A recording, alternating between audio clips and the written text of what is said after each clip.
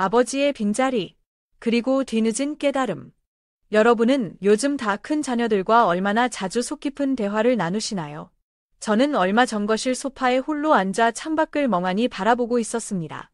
해질녘 노을이 참 아름다웠지만 제 마음 한구석은 어쩐지 서늘했죠. 며칠 전 갑작스러운 가슴 통증으로 잠시 병원 신세를 졌었습니다. 다행히 심각한 상황은 아니었지만 혼자 병실에 누워있는 동안 많은 생각이 들더군요. 제가 아팠다는 소식은 아들딸에게도 전해졌다고 들었습니다. 하지만 걱정보다는 뭔가 서운함이 앞서는 듯한 짧은 통화만이 오갔을 뿐, 바쁘다는 핑계로 병문안은 쉽지 않다는 이야기만 돌아왔습니다. 물론 다들 제 살기 바쁘다는 것을 왜 모르겠습니까? 머리로는 이해하면서도 가슴으로는 서운함이 밀려오는 건 어쩔 수 없더군요. 그때 간호사 선생님이 조용히 다가와 물었습니다. 어르신, 자녀분들은 언제쯤 오실까요? 그 순간 휴대폰 벨이 울렸습니다. 혹시나 하는 마음에 가슴이 살짝 뛰었죠. 큰아들 민준이었습니다. 조심스레 전화를 받았는데 들려온 첫마디는 예상과 비슷했습니다. 아버지, 괜찮으세요? 지금 일이 너무 바빠서 바로 가보긴 어려울 것 같아요. 필요한 거 있으시면 말씀하시고요. 그러고는 덧붙이더군요. 솔직히 아버지가 예전에 저희한테 하셨던 거 생각하면 찾아뵙는 게 마냥 편하지만은 않아요. 아무튼 빨리 나으세요. 전화가 끊기고 병실에는 다시 어색한 침묵만 흘렀습니다. 저는 천장을 바라보며 스스로에게 묻지 않을 수 없었습니다. 내가 도대체 뭘 그렇게 잘못했던 걸까? 뒤돌아본 나의 삶. 무엇이 문제였을까? 제 인생 70평생. 오직 자식들만 바라보고 살았습니다. 제 기쁨, 제 꿈, 제 삶의 이유. 모든 것이 아이들이었죠. 더 좋은 환경에서 부족함 없이 키우고 싶다는 마음 하나로 앞만 보고 달렸습니다. 그런데 정작 제가 외롭고 힘든 순간, 아이들은 제 곁에 없었습니다. 그때 느꼈던 깊은 외로움과 배신감은 몸의 통증보다 더 아프게 다가왔습니다. 창밖으로 떨어지던 빗방울인지, 제 눈에서 흐르던 눈물인지 모를 것이 뺨을 타고 흘러내렸습니다. 내 모든 시간과 청춘, 내 존재 자체를 쏟아부었다고 생각했는데, 결국 남은 것은 이렇게 쓸쓸한 거리감뿐이라니, 이보다 더 괴로운 일이 있을까요? 아마 있을 겁니다. 바로 이런 안타까운 관계가 충분히 예방될 수 있었다는 사실입니다. 만약 제가 조금 더 일찍 오늘 여러분께 전하려는 이 중요한 원칙을 깨달았더라면 아들과의 관계가 이렇게 상처투성이가 되지는 않았을 겁니다. 그래서 지금 이 글을 읽고 계신 여러분께 간절히 말씀드립니다. 아직 늦지 않았습니다. 지금 여러분과 자녀의 관계가 어떻든 오늘 제가 나누는 이야기가 여러분의 가족 관계를 다시 따뜻하게 이어줄 실마리가 될 수 있습니다. 흘려듣지 마시고 끝까지 함께 해주세요. 어쩌면 이 이야기가 여러분이 미래에 겪을지도 모르는 후회를 막아줄 수 있을지도 모릅니다. 부모와 자식의 관계는 한번 어긋나면 회복하기 참 어렵지만 지금이라도 마음을 열고 올바른 방법을 배우고 실천한다면 비극적인 결말은 충분히 피할 수 있습니다. 사랑이라는 이름의 그림자, 부모가 저지르기 쉬운 실수. 혹시 지금 여러분 마음속에도 자녀와의 관계에서 생긴 작고 깊은 상처가 자리하고 있지는 않으신가요? 오늘 제가 나누고 싶은 이야기는 바로 그 상처를 치유하고 더 건강한 관계를 만들어갈 수 있는 방법에 대한 것입니다. 제 이야기를 조금만 더 들어주시겠어요? 저는 올해 70을 넘긴 평범한 노인입니다. 새 아이를 나름 정성껏 키워냈고 이제는 손주들의 재롱을 보는 재미로 살아가고 있죠. 평생 자식들에게 가장 좋은 것만 주고 싶다는 마음 하나로 살았습니다. 더 좋은 학교, 더 넓은 집, 부족함 없는 용돈. 아이들이 원한다면 제 삶의 전부라도 내어줄 준비가 되어 있었습니다. 그런데 여일까요? 그렇게 애틋했던 사랑이 어느 순간부터 아이들에게는 부담스러운 간섭으로 느껴지게 된 걸까요? 아이들은 제게서 등을 돌리게 되었을까요? 제가 했던 모든 일들이 오히려 그들에게 불편한 짐이 되어 버렸을까요? 오늘 저처럼 이런 질문 앞에서 멈춰선 수많은 부모님들과 함께 그 해답을 조심스럽게 찾아가 보려 합니다. 만약 지금 이 이야기를 외면하신다면 여러분 역시 평생 씻을 수 없는 후회를 남기게 될지도 모릅니다. 부모가 자녀와의 관계에서 저지르기 쉬운 그리고 너무나 치명적인 한 가지 실수. 바로 자녀가 성장했음에도 불구하고 관계의 방식을 바꾸지 못하는 것입니다. 아이들이 어릴 때는 모든 것이 단순했습니다. 밥을 먹이고, 손을 잡아주고, 등을 토닥여주면 사랑이 그대로 전해졌죠. 하지만 아이들이 자라 성인이 되면 그 사랑은 더 이상 보호라는 이름으로만 전달되어서는 안 됩니다. 오히려 그때부터는 존중이라는 새로운 언어로 번역되어야만 비로소 마음에 닿을 수 있습니다. 문제는 많은 부모들이 이 관계의 전환을 받아들이지 못한다는 데 있습니다. 아이들이 더 이상 내 품 안의 존재가 아니라는 사실을 인정하지 못하고 예전과 똑같은 방식으로 사랑을 표현하려 하죠. 내가 너보다 인생 선배니까 내 말 들어. 다 너 잘되라고 하는 소리야. 이런 말들이 반복될수록 아이들의 마음 문은 천천히 그러나 확실히 닫혀버리고 맙니다. 보이지 않는 끈, 마음의 거리가 멀어질 때 한 가지 충격적인 사실을 아시나요? 노년기 우울증을 유발하는 가장 큰 원인 중 하나가 바로 자녀와의 관계 단절이라는 연구 결과가 있습니다. 자녀와 깊은 정서적 유대감을 잃어버린 노인들은 그렇지 않은 이들보다 삶의 만족도가 현저히 낮고 외로움 속에서 더 힘겨운 노년을 보낸다고 합니다. 우리는 흔히 탯줄이 끊기면 독립했다고 생각하지만 정말 중요한 것은 그 보이지 않는 마음의 끈입니다. 이 끈은 결코 저절로 끊어지지 않습니다. 하지만 무심코 던진 말 한마디, 고집스러운 사랑의 방식 하나로도 그 끈은 서서히 마모되고 언젠가는 돌이킬 수 없이 끊어지기도 하죠. 그러니 이제 스스로에게 물어볼 시간입니다. 나는 지금 자녀와 어떤 방식으로 연결되어 있나요? 과연 나의 사랑은 지금 자녀의 마음에 제대로 전달되고 있나요? 이 글이 여러분의 마음에 닿아 그 끈을 다시 단단하게 묶어줄 수 있기를 바랍니다. 때로는 진실이 불편하게 느껴지더라도 외면하지 마십시오. 그 불편함을 넘어서야 후회 없는 부모가 될 수 있고 그 속에 진짜 사랑의 방식이 숨어 있습니다. 내 아이는 나의 소유물이 아닙니다. 내 건강과 행복은 자녀와의 관계에 달려 있다. 혹시 이런 생각을 해보신 적 있나요? 이건 단순한 감정 표현이 아닙니다. 실제로 여러 연구가 증명하듯 자녀와의 관계가 원만하지 못할 때 노년기의 삶은 외로움과 무기력감으로 채워질 가능성이 높습니다. 저 역시 70을 훌쩍 넘긴 지금 그 사실을 온몸으로 실감하며 살아가고 있습니다. 오늘 제가 나누고 싶은 건 긴 인생을 살아오며 마음 깊이 새겨진 단 하나의 진실입니다. 그것은 바로 자식은 부모의 소유물이 아니라는 것. 그들은 우리 몸을 통해 세상에 온 독립된 존재일 뿐. 우리를 위해 존재하는 것은 아닙니다. 한 사람의 독립된 인격체로서 그들은 스스로의 길을 걷고 싶어 합니다. 물론 저도 이 사실을 완전히 받아들이는데 오랜 시간이 걸렸습니다. 새 아이를 키우며 그 진실과 수없이 싸웠고 때로는 외면하고 때로는 억지로 인정하려 애썼습니다. 하지만 끝내 받아들이지 않으면 돌이킬 수 없는 관계에 균열이 생긴다는 것을 저는 너무 늦게 깨달았죠. 두 갈래 길, 당신은 어떤 부모입니까? 세상을 둘러보면 크게 두 부류의 부모가 있는 것 같습니다. 첫 번째는 자녀의 삶에 끊임없이 개입하려는 관리자형 부모입니다. 이들은 자녀가 어떤 선택을 하려 할 때마다 끼어듭니다. 내가 살아보니 이게 맞더라. 너는 아직 세상을 몰라서 그래. 엄마, 아빠, 가 시키는 대로 해. 이런 식으로 자녀의 삶을 자신의 경험과 방식에 맞춰 움직이려 하죠. 겉으로는 경험에서 우러나온 조언처럼 보이지만 실은 자녀의 자율성과 내면의 소리를 묵살하는 셈입니다. 그 결과는 어떨까요? 이런 부모 밑에서 자란 자녀는 아주 서서히, 그러나 확실히 부모로부터 멀어지기 시작합니다.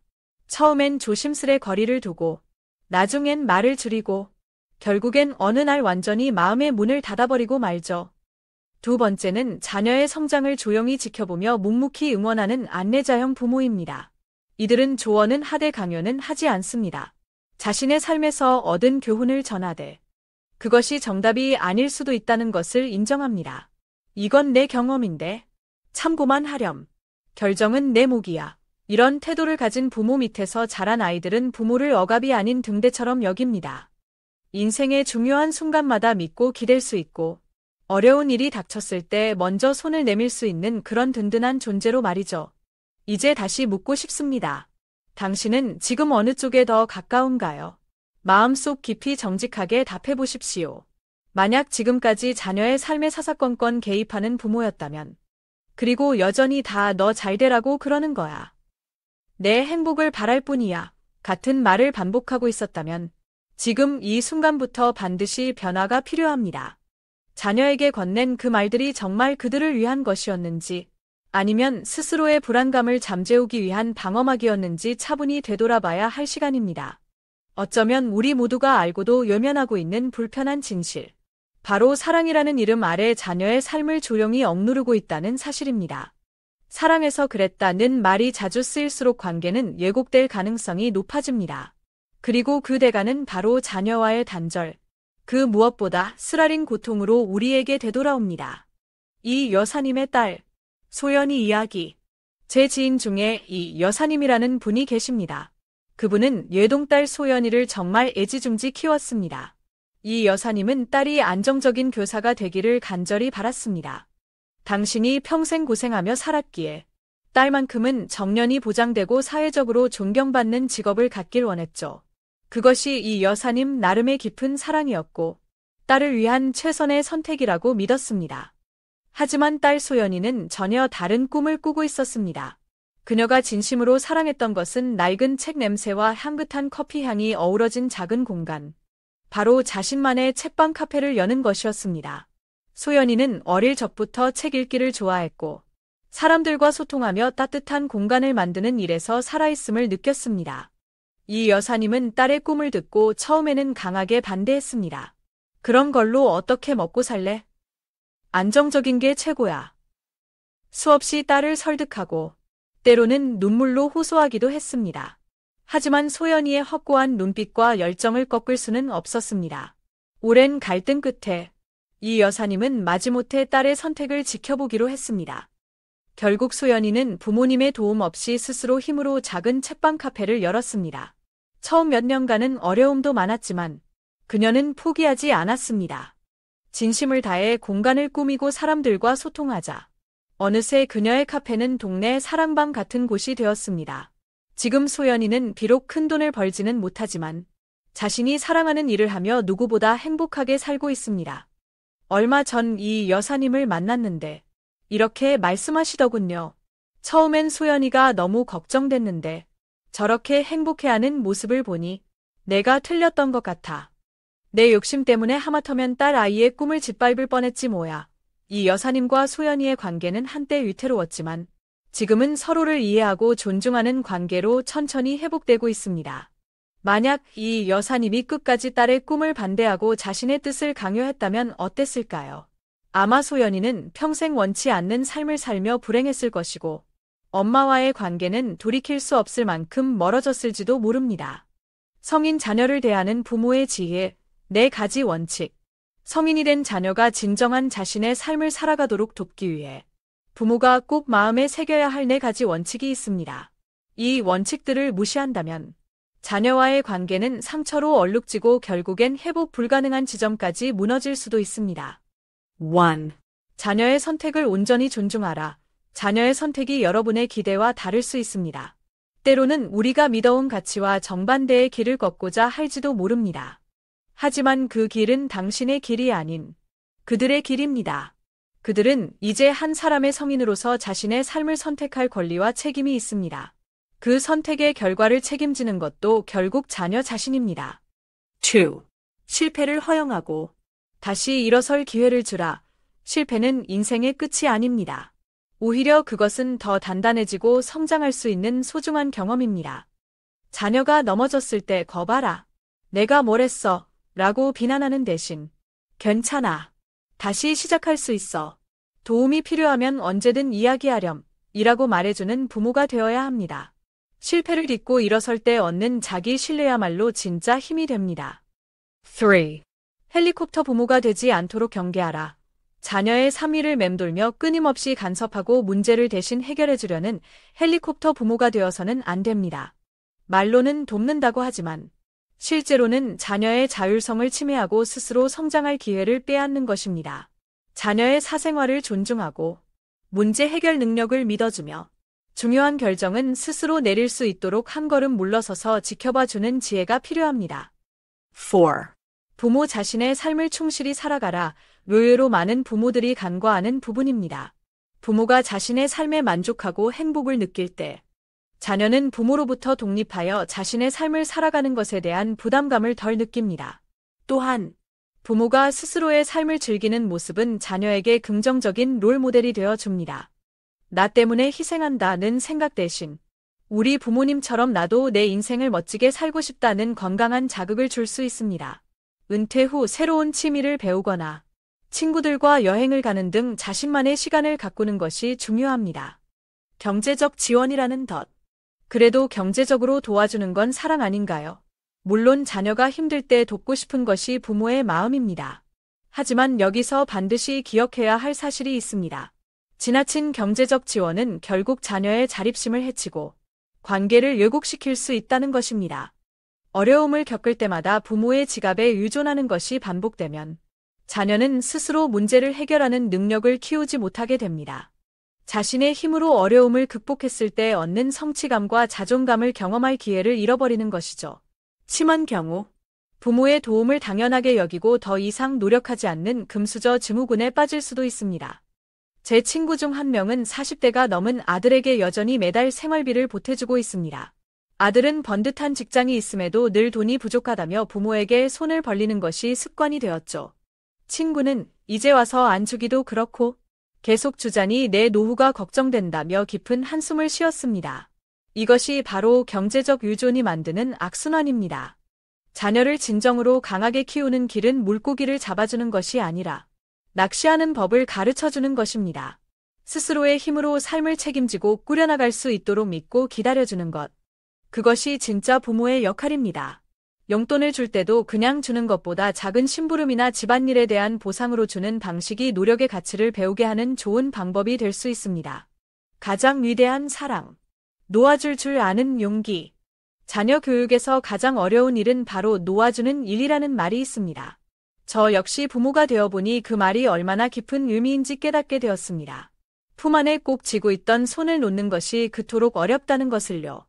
하지만 손을 놓지 않으면 아이는 날 수 없습니다. 우리가 평생 품 안에 가두고 있다면 그 아이는 결코 스스로 걷는 법을 배우지 못합니다. 그리고 결국 세상 앞에서 넘어졌을 때 자신의 두 발로 다시 일어서는 힘을 갖지 못한 채 끝없이 기댈 곳만 찾아 헤매게 될 것입니다. 그러므로 부모의 가장 위대한 사랑은 끝없이 붙잡는 것이 아니라 때가 되었을 때 담담히 놓아주는 것입니다. 그 놓아줌 속에는 포기가 아닌 깊은 믿음이 담겨 있어야 합니다. 내 스스로 해낼 수 있을 거야. 혹시 힘든 일이 생기면 언제든 돌아올 수 있는 곳이 여기 있다는 것을 잊지 마렴. 이런 마음으로 자녀의 독립을 응원하고 지지해주는 것. 그것이 바로 부모가 줄 수 있는 최고의 선물입니다. 당신의 삶을 먼저 행복하게 가꾸세요. 많은 부모님들이 나는 자식만 잘 되면 돼 라고 말씀하십니다. 그 말에는 깊은 사랑이 담겨 있지만 한편으로는 위험한 함정이 숨어 있습니다. 부모 자신의 행복이 오직 자녀의 성공에만 달려 있다면 그 부담감은 고스란히 자녀에게 전가됩니다. 내가 잘못되면 부모님이 불행해질 거야 라는 생각은 자녀를 올가매는 족쇄가 될 수 있습니다. 진정한 사랑은 자신을 지우는 것이 아닙니다.